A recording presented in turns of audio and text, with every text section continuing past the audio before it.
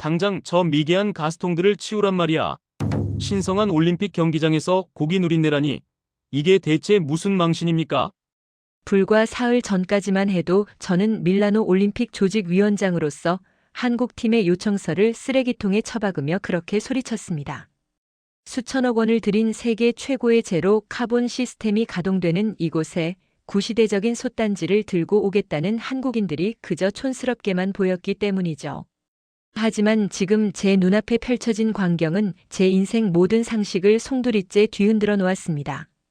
영하 30도의 살인적인 한파의 밀라노 전체가 얼어붙어 전 세계 챔피언들이 저체온증으로 신음하며 죽어갈 때 유일하게 뜨거운 생명의 기운을 뿜어내는 곳은 다름 아닌 제가 그토록 멸시했던 한국의 천막이었습니다. 유럽의 자존심이라 불리던 최첨단 시스템이 종이호랑이처럼 무너져 내린 그날, 100m가 넘는 대기줄을 만든 채 떡국 한 그릇에 목숨을 건 전 세계 선수들의 경악스러운 모습, 그리고 마침내 밝혀진 한국 이동식 아궁이의 소름 돋는 과학적 실체까지. 밀라노를 눈물바다로 만든 그 충격적인 현장을 지금 바로 확인해 보십시오. 지금 시작합니다. 여러분의 응원이 필요합니다. 파이팅을 댓글로 남겨주세요. 저는 2026년 밀라노 동계 올림픽 조직위원회 위원장 마르코입니다. 평생을 미식과 디자인의 성지인 이탈리아에서 나고 자라며 유럽의 예술적 감각이 전 세계의 기준이라 굳게 믿어온 사람입니다. 이번 올림픽은 제 커리어의 정점이자 인류가 꿈꾸는 가장 완벽하고 우아한 미래형 올림픽이 될 것이라 확신했습니다. 보십시오. 저 알프스의 장엄한 설산 아래 펼쳐진 선수촌의 위용을 말입니다. 우리는 수천억 원의 예산을 쏟아부어 탄소 배출이 전혀 없는 제로 카본 스마트 키친을 구축했습니다.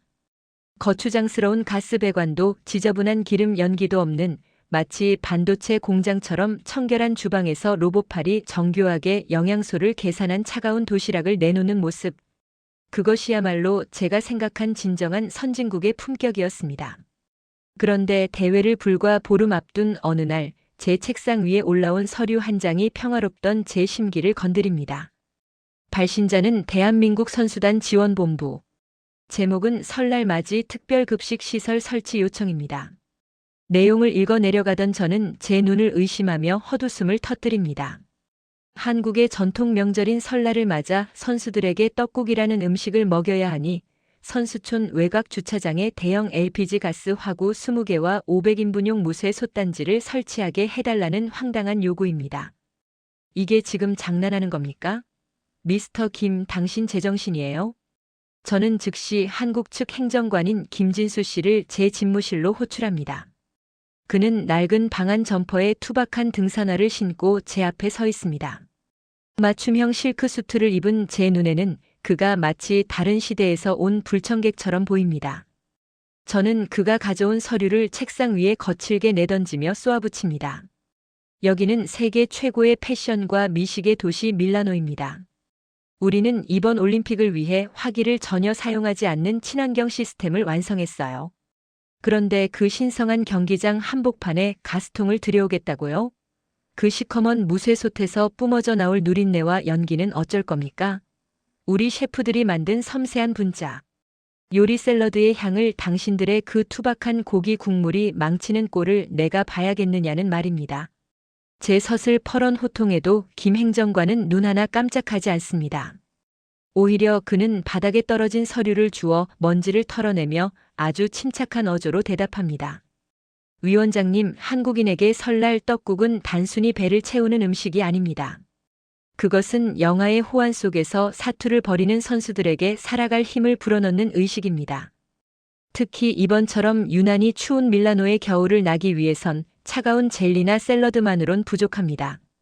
뜨거운 국물이 들어가야 선수들의 근육이 풀리고 투지가 살아나는 법입니다.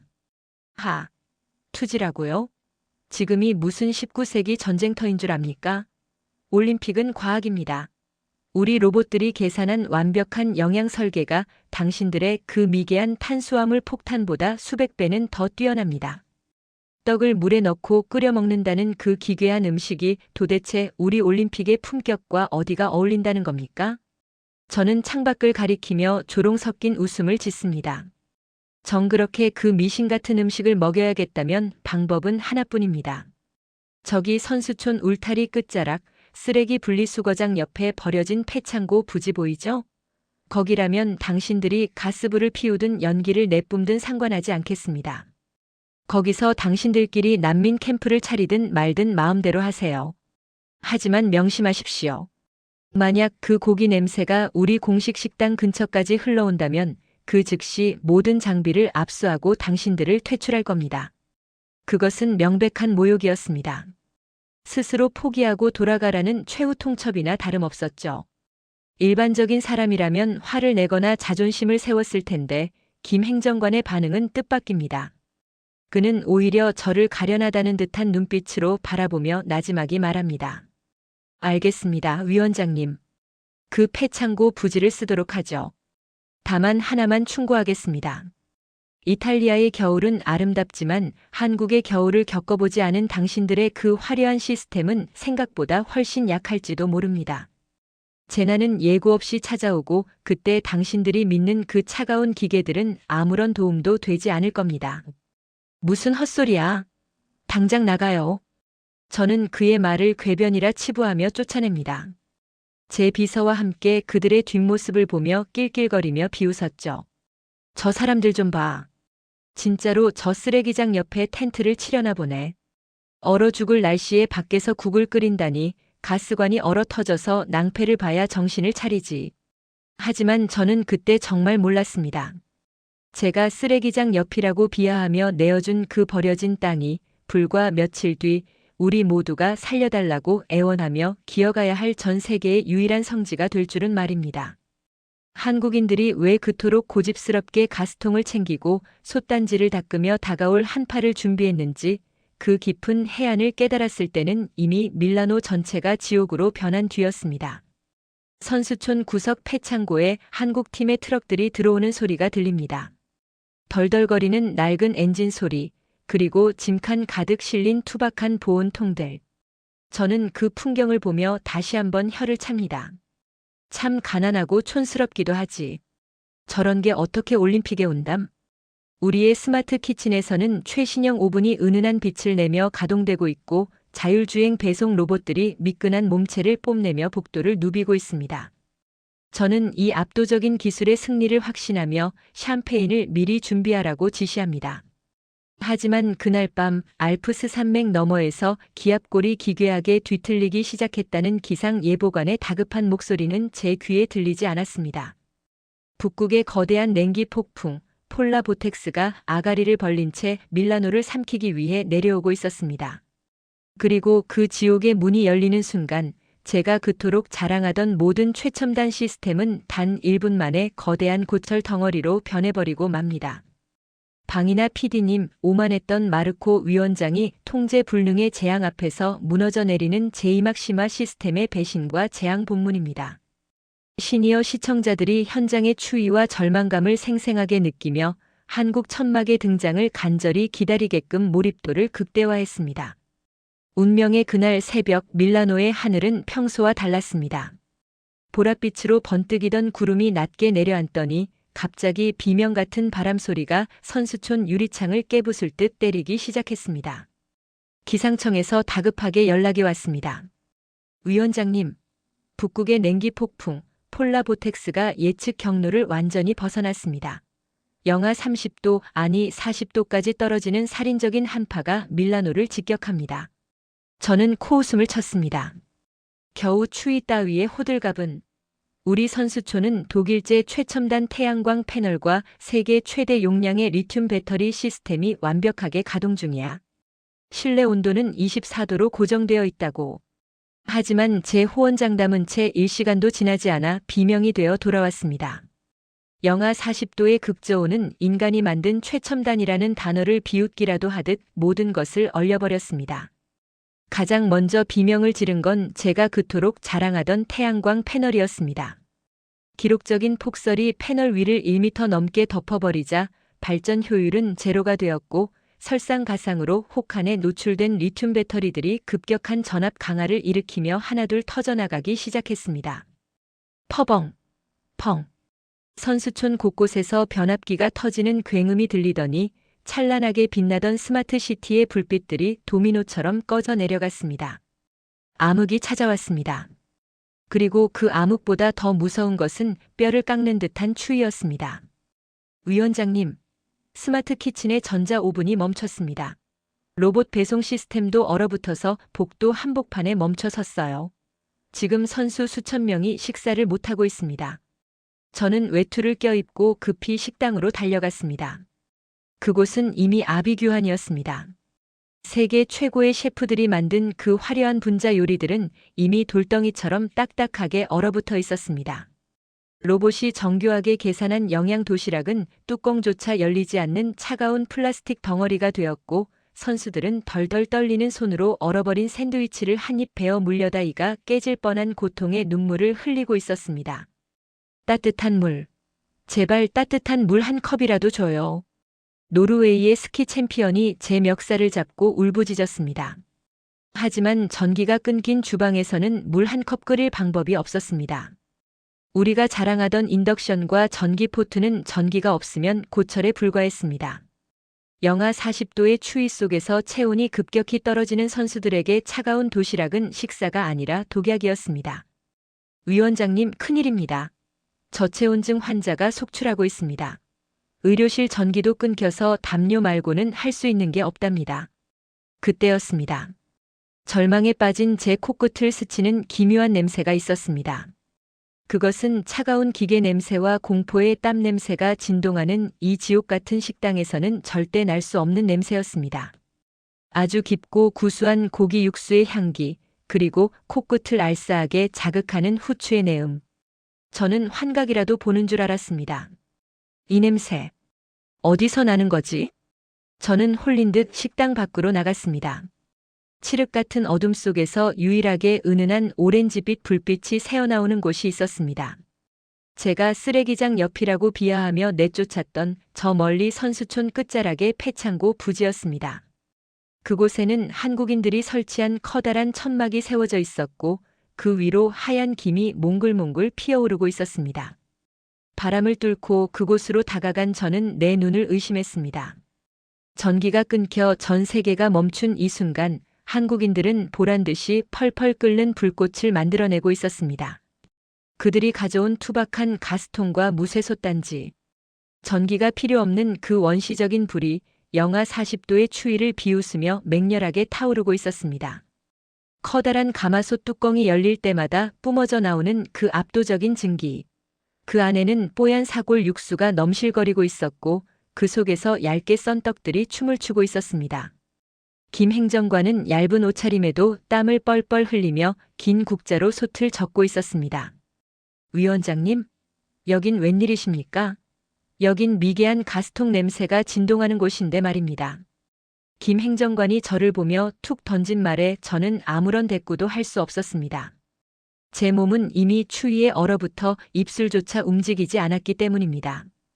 그때 김 행정관이 낡은 종이컵에 뜨거운 떡국 국물을 한가득 담아 제게 건넸습니다.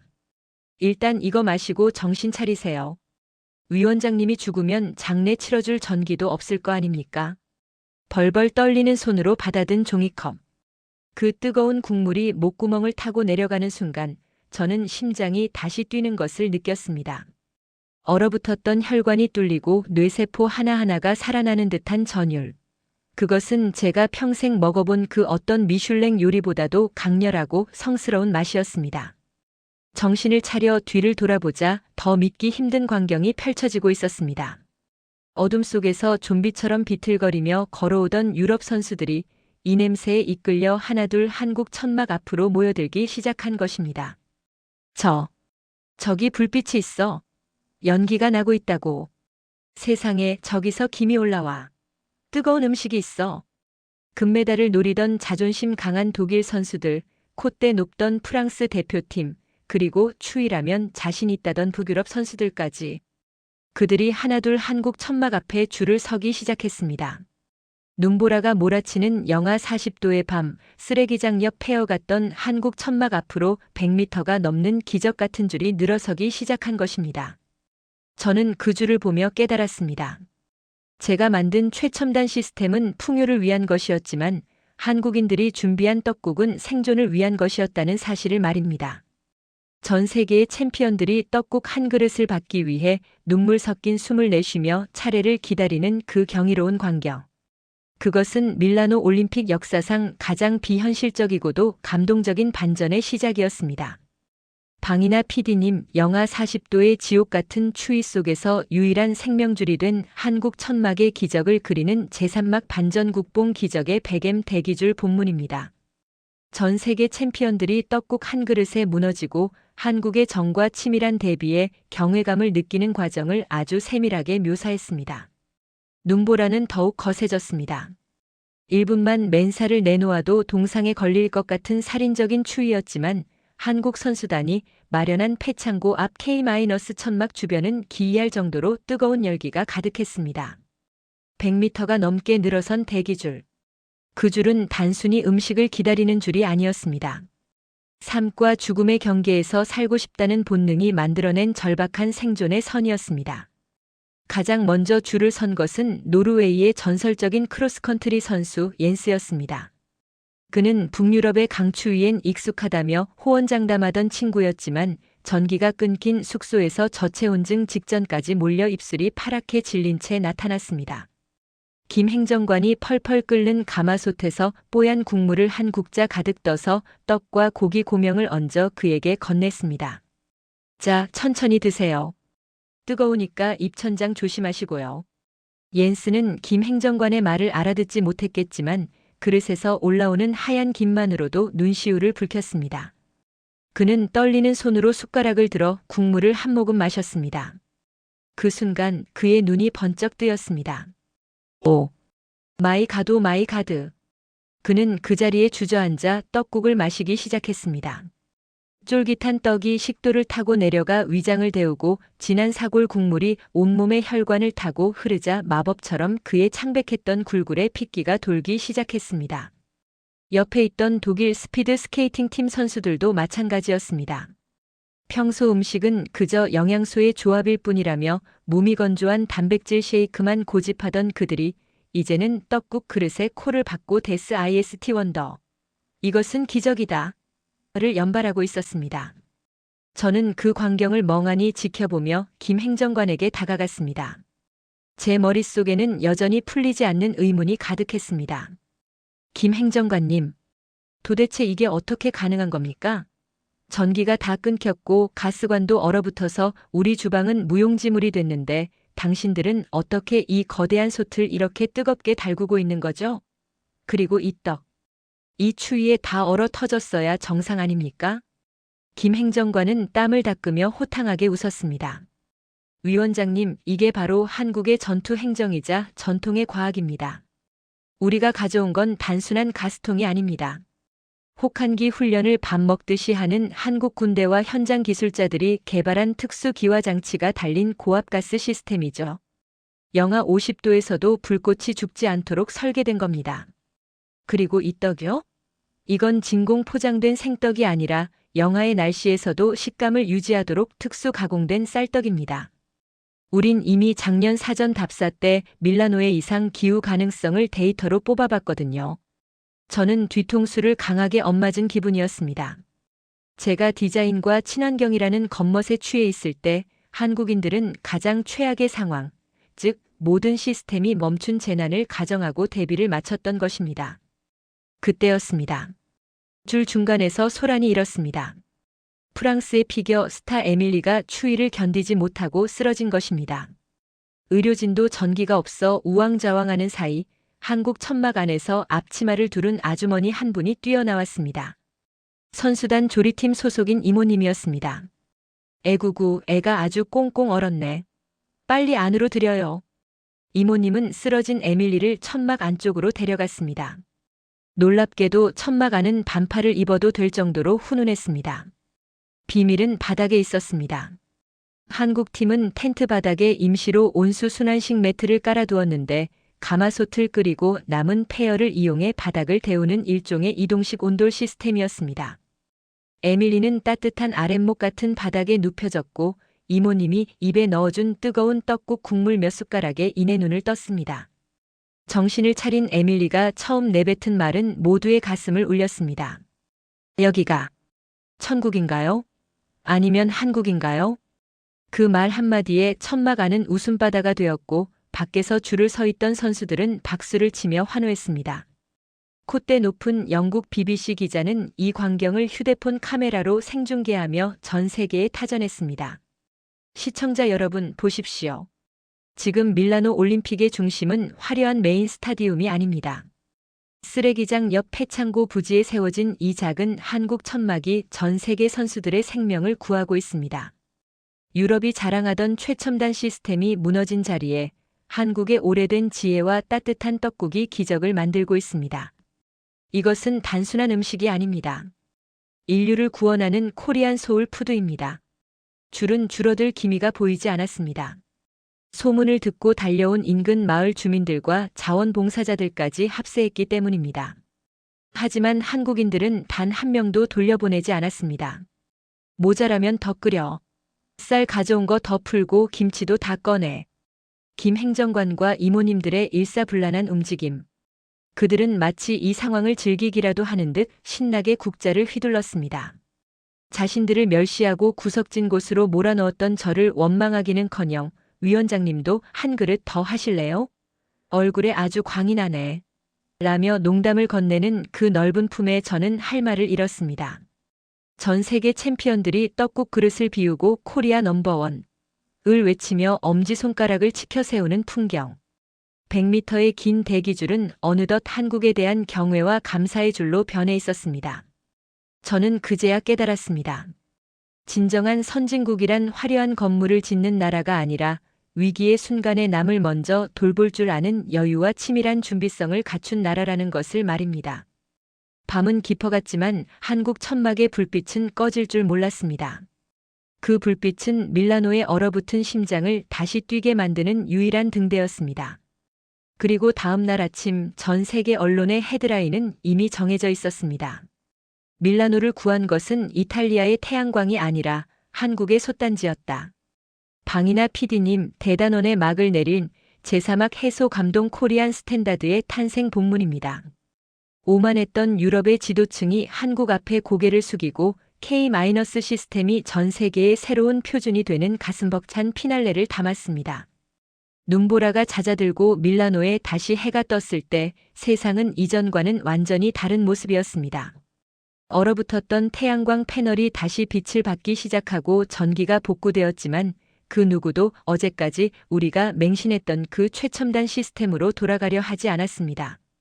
선수촌 식당의 문이 다시 열렸음에도 불구하고 수천 명의 선수와 관계자들은 여전히 폐창고 옆 한국 천막을 떠나지 못했습니다. 저는 그날 오전 IOC 위원장과 주요국 대표들이 모인 긴급회의 석상에 섰습니다.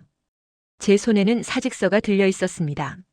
하지만 회의장의 분위기는 제가 예상했던 것과는 전혀 달랐습니다.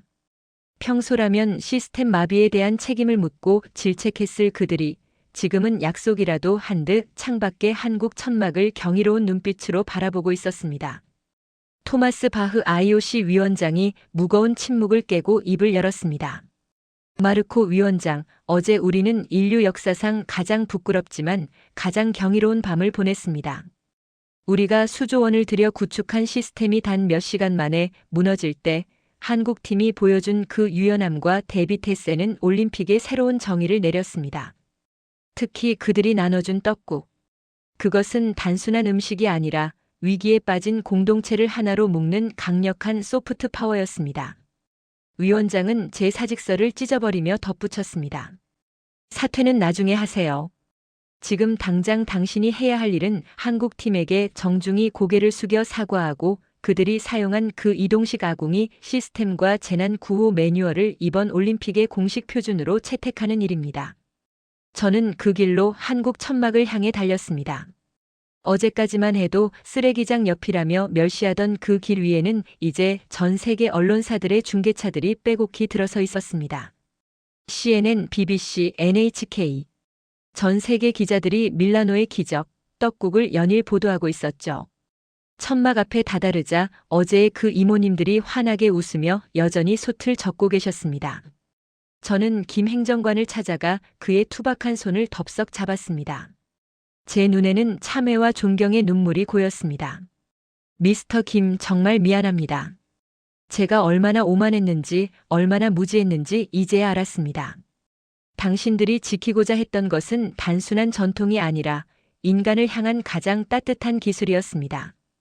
우리 밀라노 올림픽 조직위원회는 오늘부로 한국의 떡국을 올림픽 공식 메뉴로 지정하고 당신들의 이동식 조리 시스템을 재난 대비 공식 파트너로 선정하고자 합니다.